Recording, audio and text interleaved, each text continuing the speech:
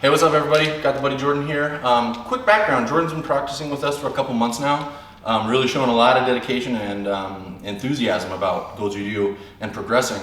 And due to a ton of practice at home, he's doing great. And so at this point in time, he knows the sequence for a couple kata, Gekisai Dai Ichi, Gekisai Dai Sanchin. And at this, we're just trying to hone things in now and focus on some of those fine details that really make the kata come together.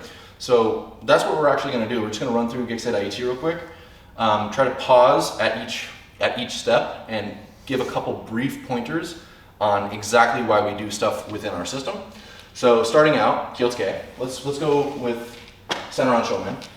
I would take a step back maybe. Yeah. So starting out here, Kyotsuke, so just natural Musubidachi here, got some tension in the legs, he's attentive, he's aware. But he's not exactly in yoi position yet. He's not ready to move and start, defending and attacking. So from here, yoi comes together, knuckle to knuckle, good. Rotate the hips up a little bit, give some buoyancy in the knees. The buoyancy in the knees is very much just like the live toes versus dead toes if you're in grappling situations. If you have live toes, you can move more naturally and quicker and more efficiently. The buoyancy in the knees helps that as well. So we are in yoi. Next thing, Gekisai Dai Ichi. Gekisai Dai Ichi. And Ichi. Okay, so typically what we want to see here, I would actually adjust the stance a little bit. So feet pointing forward, Sanchin Dachi and any pigeon-toed stance really in a lot of the older martial arts that have influenced Goju Ryu. This is not a mobile stance, it's more of a stability stance. So when you're hunkering down and not moving a lot, same kind of thing within like Soviet boxing, we see this. But when you're not throwing the body around a bunch and like slingshotting yourself around, you hold ground and you suck to the ground better with a little bit of that angled foot there. But it's, again, not meant for mobility, it's meant more for stability. So feet facing forward, relatively under the shoulders, that's great. The key thing here is we don't want to have this arm like this. It's not a straight up like this kind of block. We want to have some cascade in the arm because the cascade helps with follow through. When you complete that rotation, it doesn't get here and then just stop, So you don't want to have the arm drifting outside of the body. You want to have good bone structure supported by muscle rather than bad bone structure supported by muscle. When you start drifting outside the body like this, you become more and more dependent on these guys right here. So better to have force come straight into the structure. It's just stronger in general. And the cascade, again, helps with the follow through. So I would set that, let's get it feeling pretty good. You kind of rotate, you use a little bit of that soft part here, a little bit of that bone. If there's a little bit of relaxation in the arm, this is going to be a little stickier. So from here, step forward, Jodansuki. And that's good. That's about it as neck height. The thing is, tall guys like us, you kind of have to change this to your personal body type, but tall guys like us probably aren't going to be punching up to a lot of faces. I mean, Never. Yeah, pretty much never. We're always got gravity working in our favor. We're kind of a little bit more going down. So if we want to work on the mechanics here, you just kind of want to shoot for low Jodan range, which is going to start at about the clavicle. It's typically advised knuckles about your neck height. So next, step backwards into Shikodachi. Okay, and at pretty much any point that you can, this isn't bad from at least what I can see, but having things like the arm properly chambered, not resting on the body. Resting on the body, typically the elbow kind of flares out a bit. You want to avoid that. It's lazy anyways, but you want to avoid that and properly chamber. And then when the scapula pinch together, that little brief moment of kime triggers the release, and that release triggers going into the next section. So now do the next three at your own pace. Okay, and let's see here. So then next thing you want to do, well here, H. Okay, go back. You pivoted on the heel, so we're going to rectify that. So there is a time and place in different kata and different scenarios for a heel pivot. I'm a huge fan of it, especially coming from Wing Chun. It's the default Junma. But anyways, you want to pivot on the ball of that foot. So weight is essentially going to load up on this right leg from here. So pivot, get that ready. So it's now your body sucks up, right? Sucks up, goes sets. So come back to about center a little bit here. And shoot on block out. Each. Knee. And go back to the other one real fast. Okay, so you're doing it pretty good, but one thing that happens a lot of the time here is people let their chamber hand kind of drop. So when they go to pass, they kind of like let it drop and they connect a little lower on the arm, or I guess I should say a little higher up on the arm in this case. But you see a lot of people kind of drop. You don't want that to happen. You want to be set, show the set, or emphasize it a little bit here. Come together and it's not going to be perfectly level, right? But come across the body and stay close to the body without letting the hand drop. Now, one more. And ichi. Ichi-ni-san.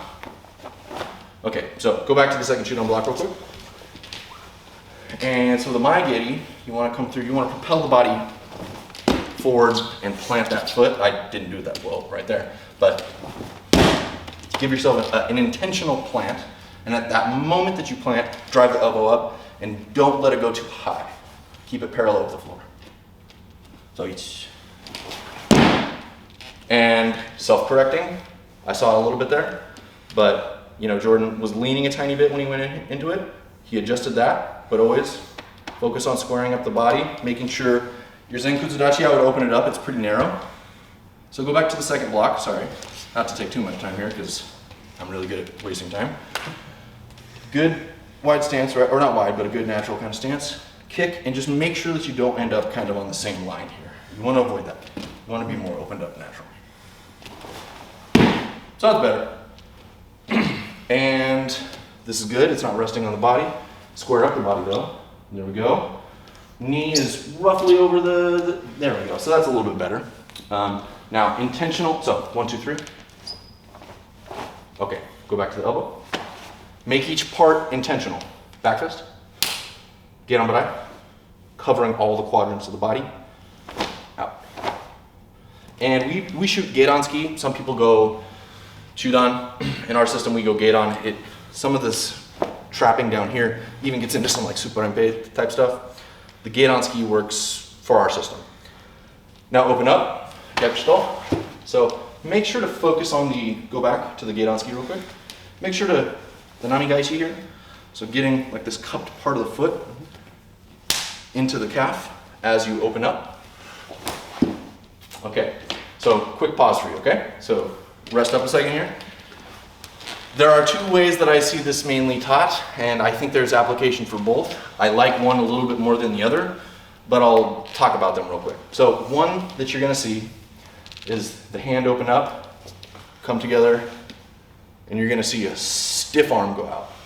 And the idea here is more expansion and float. So it's that floating of the body with an inhale. You're gonna see that. I think this can be used in situations, but it's not my favorite. What I like to do actually, and this is one you see common as well, but you'll see from the Gedanski, you'll see the hand come up towards the body, actually hinge at the elbow, drive up and out. I like this a whole lot more because, come in here real quick, if we are bundled up, doesn't really matter how, but we're bundled up with our arms in some way, and I want to, say you're like grabbing over here or something, like grabbing some, I don't know, just some kind of connection, right? I don't want to have to come underneath this. There's all sorts of ways. If I get over here and come underneath, it makes a little bit more sense, or even over the top makes quite a bit of sense. But I like freeing this elbow. I like to free my elbow so that my arms can get into a more dominant position on my opponent, no matter where I am. I just want to get that up there and come in through. So it's about getting your elbow, which is a really strong tool of your arms. It's just about getting yours above your opponent's elbow. So if we are here, I really do prefer riding close to the body, opening here. So let's go back to just go to the right arm out. Okay, and pass through and Judo block. And stay there really quick. Actually, shift that way. So, hopefully you can see me a little bit better now. The idea when the arm is out is not to just go directly into your chamber. Let your inside of your hand here guide towards center line, grab, pull, really intentional movements here, pass as you go. And Jordan pretty much did that, so I'm not gonna elaborate too much more. Next, Maigiri, elbow. Ichi-san. So, do you see how now your body is pretty square? Mm-hmm. Go back to the Chudon block. Try to, look, you do need, for the Gyakuski to actually, or for the Geidanski to actually have some more drive, you do want to have that torque in the hip, but you don't want to land super sideways like this. You want to be pretty phase on with your opponent.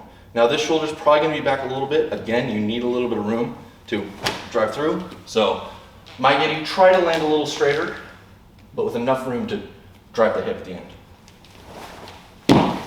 Ichi-san. And open up. So go back to the Geidanski. So you can see how your feet are not on the same line. Right. These are not the most important things in the world, but if you're talking about actually refining the sequence and getting the body, focus on a little bit of core tension when you open up. That'll help you probably end up in a more straight position. You just want to refine things as you go, right? So open up. Still at an angle, but you just corrected there. So one more time, and try to end up directly on the same line in Hachiji Dachi. Better. There we go. Okay, so now we like to say left, back right here because left arm goes back, left leg goes back. So pull into the double chamber, palm down. Go back into it real fast. And the key thing here, which you may have just noticed, but the key thing here is you want this arm to come straight back. You don't want to let the elbow flare and let it adjust. It's pulling directly back into the chamber. Right, and so figuring out the flow is something that you kind of have to just work on. I like to think of it as when this arm goes back, the hip is connected by like a pole that forces it at the same time. So I use that momentum to help me get back into place. So go into the Zenkutsu Dachi real quick, or pull back into Zenkutsu Dachi in double chamber. A little off balance, but the correction is good, the self-correcting is good. Now right here, you typically want to see if someone will hold if there was like a piece of paper or something like that, we'd want it to slide in here, and slide in here. So the hands are not directly on top of each other, the hands are barely overlapping. And in terms of height, what we want to go for is about high Chudan to low Chudan, or even Chudan Geidan. Some schools might go higher. The issue is, when you start going higher, this, you can already see it's elevated a little bit. So you want to let these be good and sunk at the same kind of level. This is going to come out. The morote ski here, or the awase ski, it's not that you're hitting someone with two punches at the same time, which you could, but more of the concept here is whether you are uraski, whether you are kizami-ski or gyaku-ski, you're getting your body mass behind your strikes. That's what's important. That plays into like that fall step where you get a little bit of body mass, well, you actually get a lot of your body mass behind your entire strike with just a little bit of that fall kind of thing, right? That's something that Jack Dempsey talks about a lot, and why he was so successful in rocking dudes that were way bigger than him in professional boxing. So we are here. Let's see here. This is pretty wide. I think it's actually. Yeah. So that's a little bit better. So again, we're here. We're relaxed and kind of sunk. Step together. Turn it over and connect. Now, keep a little bit of that buoyancy in the knees. So when you actually, here's the thing, pop to the side real quick. So here's the thing, when you do that switch, you don't want the head shifting, right? Or you don't want it changing elevation. It'll, you know, little minor bits, but you're out here, you want to keep it the same height and go from there. So try not to elevate and sink again. When you're in Zenkutsudachi, keep that height. Step together. And when you do that pull, so start here, it's gonna look goofy for both of us, but start like midway through, connect. Now, again, use that momentum from the pull, I mean hard. I kind of hit myself in the chest there, trying too hard, but right, use that pull. Right, now open up the blower hand. As the foot turns, curl the arm in. Not a big circle. That's something that a lot of people tend to do. This isn't really, I mean, it's kind of excessive movement at this point. So it's more of a curl in, deliberate, strong curl in, step up, and close. Now, kamae hands, where they come up, where they go down. Typically all those salutations have meaning. So, appropriate. But anyways, typically they do have meaning. And so, for instance, guard hand positions, at least in relation to salutations in a lot of different systems, will say something like this. If you're here and you open up, this sets your guard hands, this sets your kamae, and typical range, whether it's open hand, closed hand, doesn't really matter. It's just that this hand, you kind of want to come up to about your own clavicle zone. Maybe like this V that I got going on in between my hands here, being at about like my neck. And then opening up, and this is my just average, good kind of guard hand height. So obviously there's a lot of things that you probably spotted that I didn't touch base on. The goal was not to go over every single little thing, but to kind of offer some insight on key areas and what you want to do. The biggest one that we touched base on is probably the use of people's sanchin dachi, or at least a rotated in front foot throughout the kata. And again, our system prefers that natural movement. I think it would be quite strange to advocate a lot of moving with ankles facing in, but that's honestly what's kind of going on when you're launching your body into something. You don't want to launch into a position where you roll your ankle. That's just not smart. But the other side of that is, if you want to try to use that, you kind of have to limit how explosive you can be, because you're putting yourself into this kind of stance here. This kind of stance is typically more used in rooting down, hunkering down and not needing to move around. It's not really used in a lot of actual stepping that is not the specific, plum flower or circular stepping that we use. That is very intentional, and it keeps the foot close, the heel, everything close to the ground. This is not natural stepping, right? We're staying close and we're trying to remain rooted. That's typically where sanchin stepping actually just comes into play in application as well. So we're connected in some way. He's coming at me, and I'm not going to step through like this, right? This is where this kind of application and stepping comes into play. I need to get this in, and even if I don't get it around his leg, it doesn't matter. I'm just getting to a stronger position here that I want to work with. But if we're a little bit further away, Jordan's got like a long arm and he throws a punch, and now he might go backwards. I don't want to step into sanchin dachi and throw a punch. We're connected in some way, right? Sorry, we're like connected in some way. I'm okay? I want to shoot forward into him. Sorry, I'm not going to punch him in the face right now. But I want to shoot forward into him.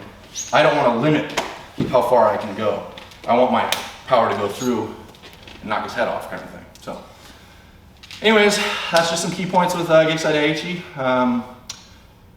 I don't know, hopefully some of that stuff is useful. And yeah, good job, Jordan. I mean, you've been practicing quite a bit since you joined, so I think it shows. So, anyways, thanks guys, have a good one.